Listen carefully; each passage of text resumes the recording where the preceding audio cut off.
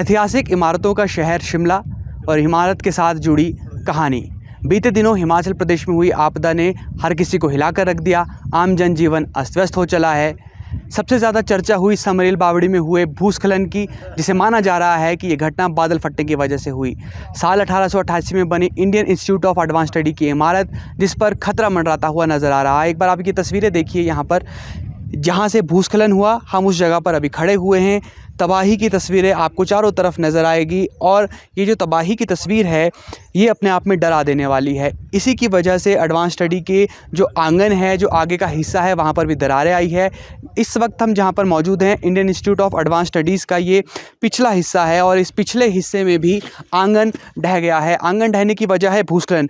हम आपको यहाँ से एक बार एक्सप्लेन करने की कोशिश करेंगे। आप ये जो नीचे की तरफ सड़क जाते, पहाड़ जाता हुआ देख रहे हैं, इसके ठीक नीचे एक सड़क है। वो सड़क जाती है हिमाचल प्रदेश विश्वविद्यालय की तरफ और इस हिमाचल प्रदेश विश्वविद्यालय की तरफ जाने वाली सड़क पर ही वो क्लाउड बर्स्ट हुआ और इसके बाद इसका इम्पैक्ट ऊपर की तरफ देखने को मिला, जहाँ पर अभी हम मौजूद हैं Indian institute of advance study की इमारत में।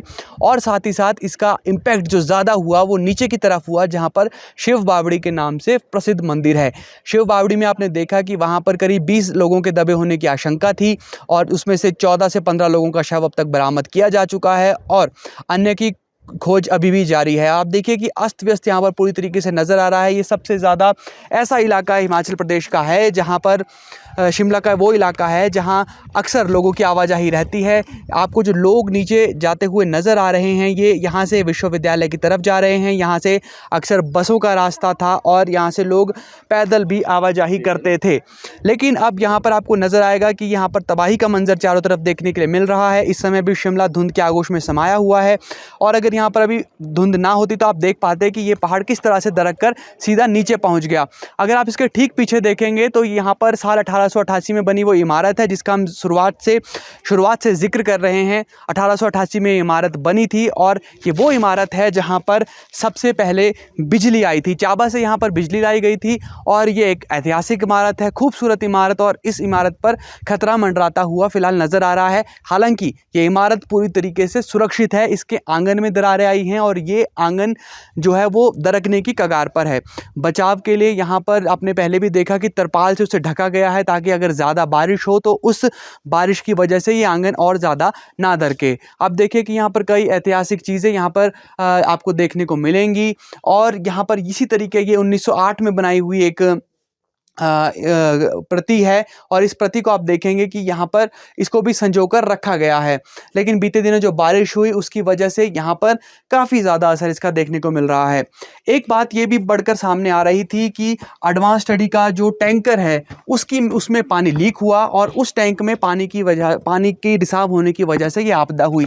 लेकिन ये जो बात है ये सरासर गलत है। आप देखिए कि हम जो दूसरी जगह पर आ गए हैं, इसके ठीक नीचे टैंक है जिसकी कैपेसिटी 3-4 हज़ार लीटर के एक तकरीबन है और यहाँ पर इस टैंक को पूरी तरीके से खाली रखा गया है। और आप देखेंगे कि इन दोनों के बीच में करीब 100 से 200 मीटर का दायरा भी है, दूरी भी है और इसलिए ऐसे में ये माना जाता है कि इससे किसी तरीके का कोई रिसाव नहीं हुआ है। कुछ इस तरह की अफवाहें फैलाने की कोशिश की जा रही थी कि इस टैंकर से पानी लीक हुआ, इसकी वजह से शिव बावड़ी में तबाही हुई। लेकिन पहली बात ये कि इस टैंकर में एक तो कोई पानी स्टोर नहीं किया गया है और दूसरी बात ये कि ये पानी पूरी तरीके से सुरक्षित है। और इसमें आप देखेंगे कि यहाँ पर जो दीवारें हैं ये भी पूरी तरीके से आपको सुरक्षित नज़र आएंगी। इससे ये साबित होता है कि यहाँ पर किसी तरीके से कोई लीकेज नहीं हुई। जो तबाही हुई है वो क्लाउड बर्स्ट की वजह से हुई है। हालांकि वो क्लाउड बर्स्ट था या फिर एक्सेसिव रेनिंग थी, ये जांच का विषय है। अब हम आपको यहाँ से दूसरे हिस्से में ले जा रहे हैं Indian institute of advance studies के, और साथ ही साथ इतिहास भी बताते चलेंगे। एडवांस स्टडी का ये जो इतिहास है अपने आप में बहुत निराला है। ये उन चंद इमारतों में से एक है जिसे सबसे पहले यहाँ पर बनाया गया था। मैंने आपको शुरुआत में बताया कि यहाँ सबसे पहले बिजली आई थी। इसी इमारत में सबसे पहले लिफ्ट भी बनी थी जो कि मैनुअली चलती थी। इसी इमारत में गांधी जी भी आए और इसके बाद यहाँ पर जब ब्रिटिश शासनकाल के दौरान हिमाचल की पूरे देश की राजधानी को शिमला बनाया गया था, तब उस समय यहाँ पर बड़े बड़े नेताओं का आना जाना होता रहता था। कई ऐतिहासिक गठबंधनों के और समझौतों का ये साक्षी है। और 1945 में जो कॉन्फ्रेंस हुई थी, शिमला कॉन्फ्रेंस, जहाँ पर देश की आज़ादी की नींव रखी गई थी कि किस तरह से आज़ादी मिलनी है, क्या उसका मसौदा होगा, वो सब कुछ इसी इमारत में तय हुआ है। यानी कि अपने आप में ये बहुत ऐतिहासिक इमारत है और आप देखेंगे कि किस खूबसूरती से इस इमारत को तैयार किया गया है। शिमला 7 पहाड़ों में बसा हुआ एक इलाका है और ये ऑब्जर्वेटरी हिल है।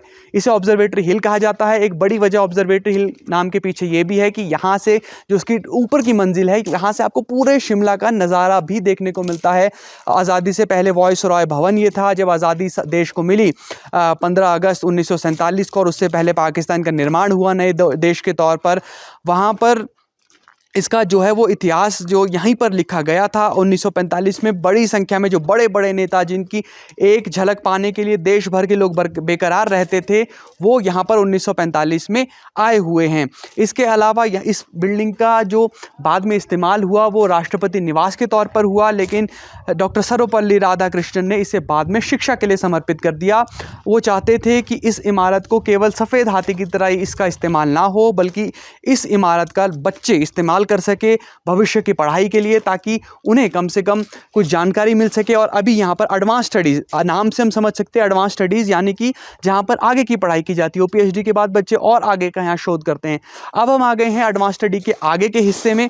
ये वो टैंक है दूसरा, जहाँ पर हम आपको बता रहे थे कि 2 टैंक एडवांस स्टडीज़ में हैं। एक टैंक हमने आपको पीछे दिखाया और दूसरा टैंक ये है। इसकी कैपेसिटी 1.5 लाख से 2 लाख लीटर है। और यहाँ पर भी आप देखेंगे कि ये टैंक पूरी तरीके से सुरक्षित है। यहाँ पर भी ऐसी कोई घटना नहीं है कि यहाँ पर कोई लीकेज थी या फिर इस लीकेज की वजह से यहाँ पर कोई हादसा हुआ है। अभी तक भी ये टैंक आपको पूरी तरीके से सुरक्षित नज़र आएगा। आप देखिए कि ये खूबसूरत इमारत साल 1888 में बनी हुई और 1884 में जब ग्रीष्मकालीन राजधानी शिमला को बनाया गया था, उसके बाद इस बिल्डिंग का निर्माण हुआ। और अपने आप में देखकर हैरानी होती है कि 1888 में इस तरह का निर्माण आखिर कैसे करवाया जा सकता है। जिन इंजीनियरिंग की लगातार दुहाई दी जाती है, उदाहरण दिए जाते हैं कि इंजीनियरिंग हो तो ब्रिटिश शासनकाल जैसी, वो इसका जीता जागता उदाहरण है। हालांकि एक बहुत ही अच्छी बात यह है कि अभी तक इस बिल्डिंग में कोई दरारें नहीं आई हैं, क्योंकि लगातार इस तरह की अफवाहें शिमला में उठ रही हैं कि इमारत में भी दरारें आई हैं। लेकिन आप देखिए कि आपके सामने ये इमारत पूरी तरीके से सुरक्षित खड़ी हुई है। इस बिल्डिंग में कोई भी दरार नहीं आई है। लेकिन खतरे की बात यह है कि इसका जो आंगन है वहाँ पर ज़रूर दरारें आती हुई नज़र आ रही हैं। ये आगे का आंगन हमने आपको बताया कि हम पीछे के हिस्से से आपको आगे की तरफ लेकर अब जा रहे हैं, और ये खूबसूरत इमारत अभी भी सुरक्षित है पूरी तरीके से, और यहाँ से पूरे शिमला का जो नज़ारा है वो हमें देखने के लिए मिलता है।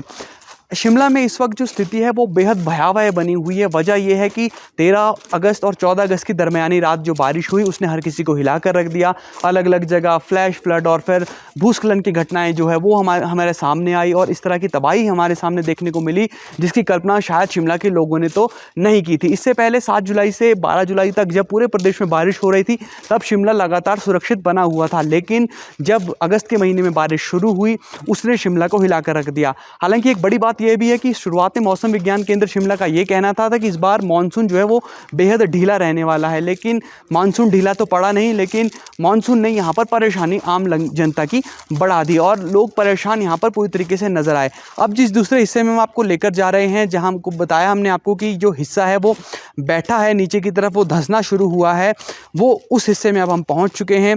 ये हिस्सा लगातार पिछले कुछ वक्त से जब बारिश होती है तो इस तरीके से बैठ रहा था, और अभी इसे सुरक्षित करने के लिए ताकि ये और ज़्यादा ना धंसे बारिश के आने पर, तो इस हिस्से को अभी फ़िलहाल तिरपाल से ढका गया है।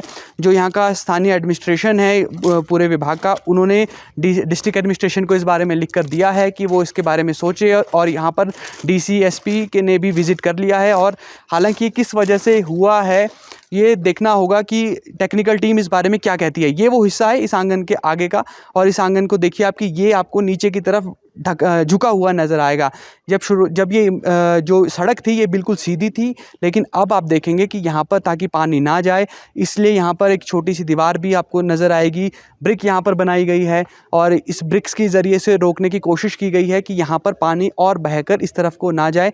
लेकिन फ़िलहाल ये चिंता का विषय है कि इसका जो आंगन है वो नीचे की तरफ झुक गया है, और ये अपने आप में कहीं ना कहीं चिंता का विषय बना हुआ है। लेकिन जिस तरह से बात असुरक्षित इमारत को लेकर की जा रही है। इमारत पूरी तरीके से सुरक्षित है। हमने आपको दिखाया कि इमारत में कुछ भी गलत नहीं हुआ है और इमारत में किसी तरीके की कोई दरार अभी तक नहीं आई है।